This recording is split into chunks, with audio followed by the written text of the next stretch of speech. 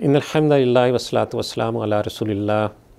اعوذ باللہ من الشیطان الرجیم بسم اللہ الرحمن الرحیم قال اللہ تعالیٰ فی سورہ نور قل للمؤمنین یغضوا من ابصارہم ویحفظوا فروجہم ذلک ازکی لہم ان اللہ خبیر بما یصنعون۔ اے نبی صلی اللہ علیہ وسلم، مومن مردوں سے کہہ دیجئے کہ اپنی نظریں بچا کر رکھیں اور اپنی شرمگاہوں کی حفاظت کریں،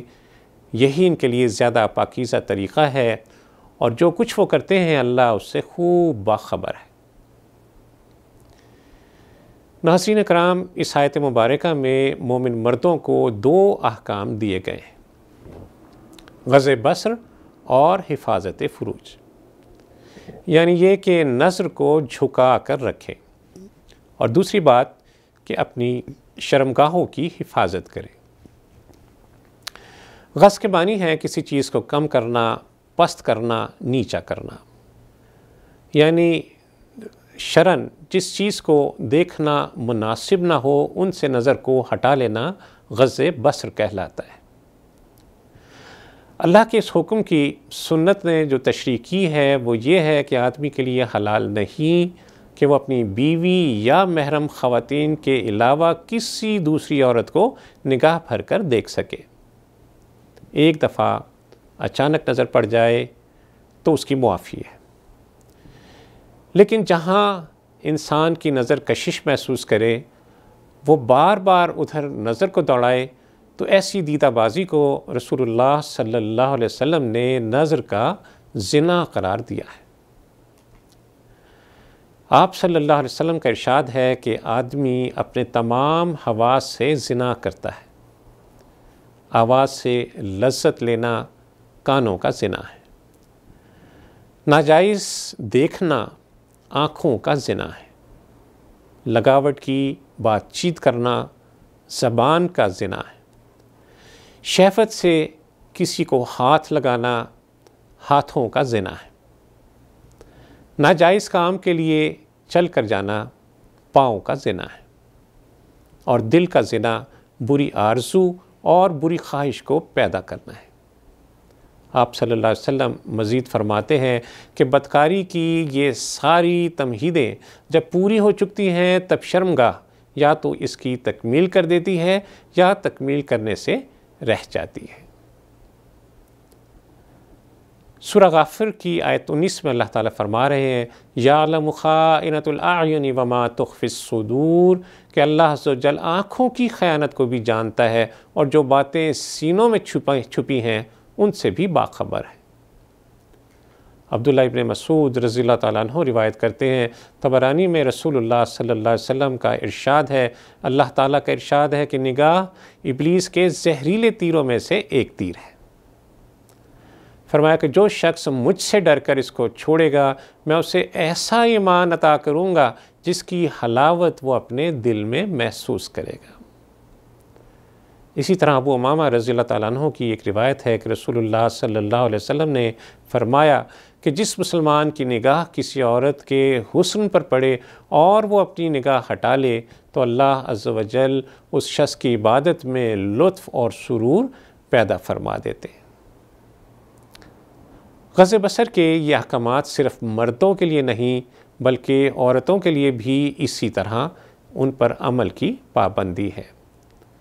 قرآن کا یہ عمومی انداز ہے کہ مسلمانوں کے لیے ایک ہی صیغہ تکلم میں کوئی حکم دے دیا جاتا ہے اور وہ عورت اور مرد دونوں کے لیے یکساں قابل عمل ہوتا ہے،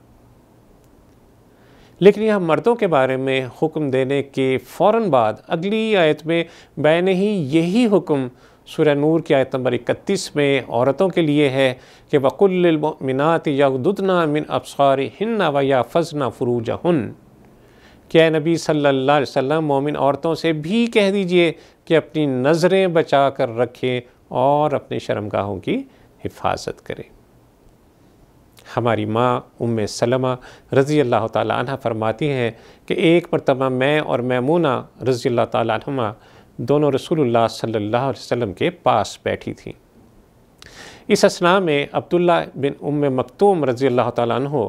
جو کہ ایک نابینا صحابی تھے، انہوں نے رسول اللہ صلی اللہ علیہ وسلم کی خدمت میں حاضر ہونے کی اجازت طلب کی۔ رسول اللہ صلی اللہ علیہ وسلم نے ان دونوں سے ارشاد فرمایا، احتجبا من،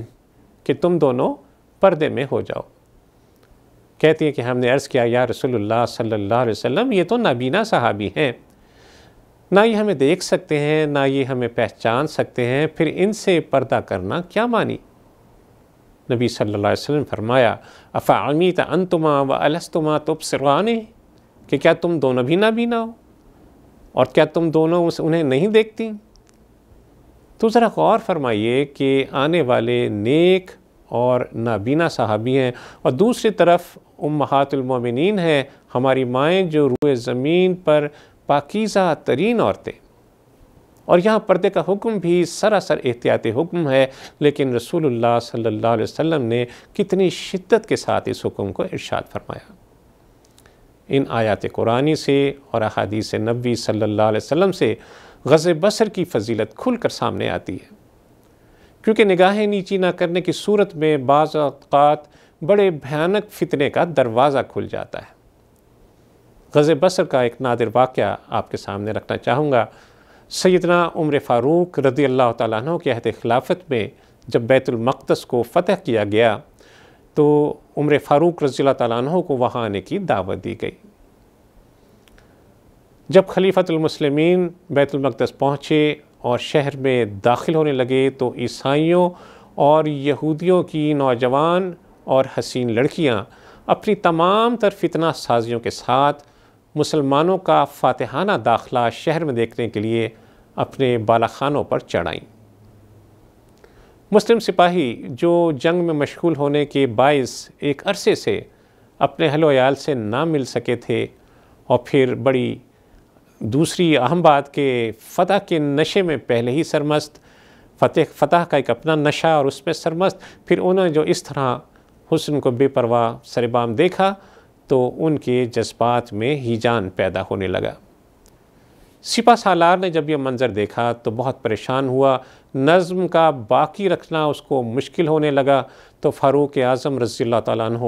آگے بڑھے، ایک چبوترے پہ کھڑا ہو کر سپاہیوں کو مخاطب کیا اور یہی آیت تلاوت فرمائے کہ قُل لِّلْمُؤْمِنِينَ يَغُضُّوا مِنْ أَبْصَارِهِمْ وَيَحْفَظُوا فُرُوجَهُمْ ذَلِكَ أَزْكَىٰ لَهُمْ إِنَّ اللَّهَ خَبِيرٌ بِمَا يَصْنَعُونَ،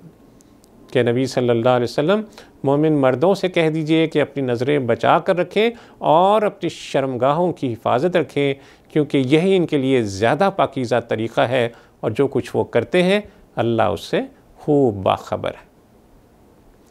امیر المومنین کی زبان سے یہ پیغام سنتے ہی سب کے جذبات سرد پڑ گئے، نگاہیں پست ہو گئیں، اور وہ جھکی جھکی نگاہوں کے ساتھ شہر میں داخل ہوئے۔